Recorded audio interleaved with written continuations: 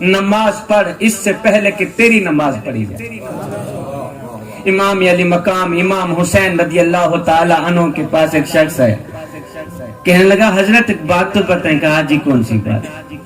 کہا آپ کو جنت عزیز ہے یا نماز عزیز ہے؟ آپ کو جنت عزیز ہے یا آپ کو جنت عزیز ہے؟ میری پیر امام حسین نے فرمایا میاں مجھے جنت سے کہیں زیادہ نماز عزیز، مجھے جنت سے کہیں زیادہ نماز عزیز ہے، مجھے جنت سے کہیں زیادہ نماز عزیز ہے۔ آگے والا جواب سنیے، سینے میں ٹھنڈ پڑ جائے گی، جان میں جان آ جائے گی۔ فرمایا او بندے مجھے جنت سے زیادہ نماز عزیز ہے، مجھے جنت سے کہیں زیادہ نماز عزیز ہے، اس لیے کہ جنت میری رضا ہے اور نماز میرے سونے رب کی رضا ہے۔ جوانوں جب تم نماز نہیں پڑھتے تو یہ نہ سوچا کریں کہ وقت نہیں ملا، بلکہ یہ سوچا کریں کہ تم سے کون سی ایسی خطا ہو گئی ہے کہ اللہ نے تمہیں اپنے سامنے کھڑا کرنا بھی پسند نہیں۔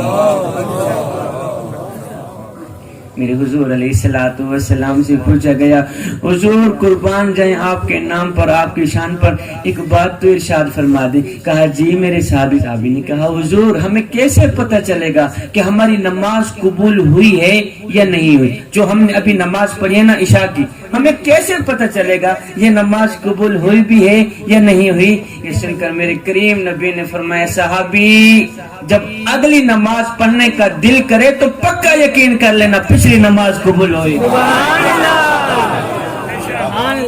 پکا یقین کر لینا پچھلی نماز قبول۔ جوانو اور میں تمہیں حضرت سیدنا بلال کی چوکھٹ پہ نہ لے جاؤں۔ مالک بلال کی سر پہ پتھر مارتا ہے، بلال کی زبان پر احد احد کے نغمے جاری ہے۔ مالک بلال کے اوپر پتھروں کی بارش برسا رہا ہے، بلال آگے سے مسکرا رہا ہے۔ کسی نے گزرتے ہوئے پوچھ ہی لیا بلال میاں عجیب تماشا ہے تیرا، عجیب کہانی ہے تیری، اور تیرا مالک تجھے مارتا ہے تو آگے سے مسکراتا ہے، وجہ کیا ہے؟ بلال نے آگے جو جواب دیا میاں سونے کی تختی پہ لکھنے والا جواب ہے، دل کے کانوں سے سننے والا جواب ہے۔ بلال نے کہا میرا حال پوچھنے والے تم بازار میں جاؤ نا مٹی کا پیالہ خریدنے کے لیے تو اسے بھی ٹھونک بجا کے چیک کرتے ہو کہیں یہ کچا تو نہیں؟ سمجھ آ رہی ہے نا میری بات؟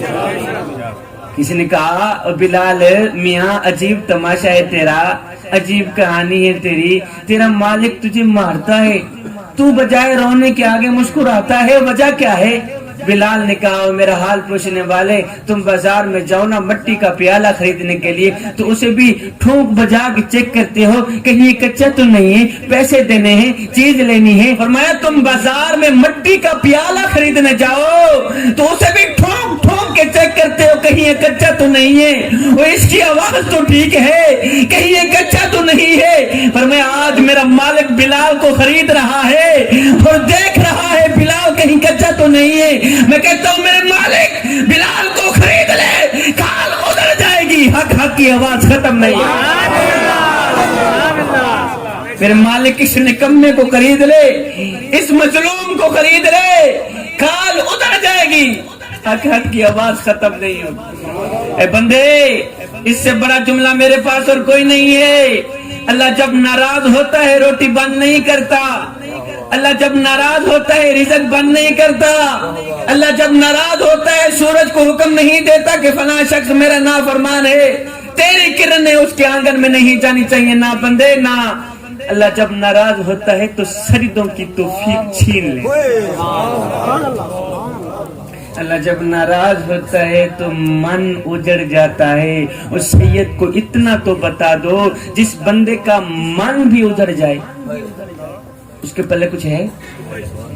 وہ ایک فقیر تھا، اللہ والا تھا، اس کے دل کا آپریشن ہوا، 10 دن تک ہاسپٹل میں پڑا رہا۔ 10 دن کے بعد ڈاکٹر صاحب نے 5 لاکھ روپیہ بل بھیج دیا۔ کتنا؟ بابا جی نے جیسے ہی 5 لاکھ کا بل دیکھا تو زاروں قطار رونے لگا، تڑپنے لگ گئے۔ ڈاکٹر صاحب دوڑ کر باہر ہے، بابا جی خیر تو ہے، اتنا زاروں قطار کیوں رو رہے ہیں؟ کسی نے کہا جی بابا جی نے 5 لاکھ کا بل دیکھا ہے تو زاروں قطار رو رہے ہیں. ڈاکٹر صاحب نے کہا بابا جی مجھے لگتا ہے آپ زیادہ غریب ہیں, کوئی بات نہیں آپ روئیں مت, تھوڑا بل کم کر دیتے, تھوڑا بل کم کر دیتے. یہ سن کر فقیر بولا, اللہ والا بولا, بابا بولا ڈاکٹر صاحب یہ تو 5 لاکھ ہیں, اللہ کا دیا میرے پاس سب کچھ ہے, میں تو 10 لاکھ دینے کی بھی استطاعت رکھتا ہوں, الحمدللہ اللہ کا دیا سب کچھ ہے.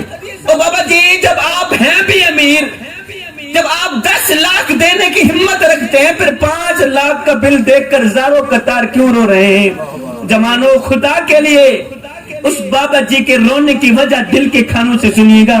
جب ڈاکٹر نے کہا بابا جی جب آپ ہیں بھی امیر, پھر 5 لاکھ کا بل دیکھ کر زاروں قطار کیوں رو رہے ہیں, زاروں قطار کیوں تڑپ رہے ہیں؟ یہ سن کر فقیر رو کر کہنے لگا, چیخ کر کہنے لگا, تڑپ کر کہنے لگا ڈاکٹر صاحب 5 لاکھ کا بل دیکھ کر زاروں قطار رو اس لیے رہا ہوں, تڑپ اس لیے رہا ہوں کہ اس وقت میں سوچ رہا ہوں کہ تو نے 10 دن تک میرے دل کی رکھوالی کی ہے, بل 5 لاکھ روپیہ مانگ لیا ہے, 10 دن تک میرے دل کی رکھوالی کی ہے, بل 5 لاکھ روپیہ مانگ لیا ہے. افسوس کہ جس مالک نے ساری زندگی میرے دل کی رکھوالی کی ہے اس کا تو شکریہ بھی ادا نہیں کر سکا. بیٹے شکر کا دامن کبھی نہ چھوڑنا, دوسرا صبر کا دامن کبھی نہ چھوڑنا, تیسرا نماز کا دامن کبھی نہ چھوڑنا, چوتھا قرآن کا دامن کبھی نہ چھوڑنا.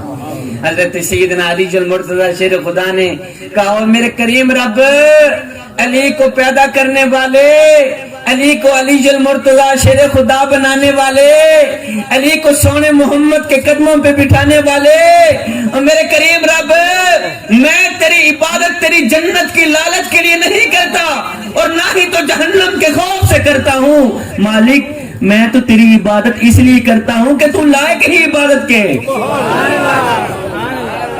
میں تو تیری عبادت اس لیے کرتا ہوں کہ تو لائق ہی بندگی.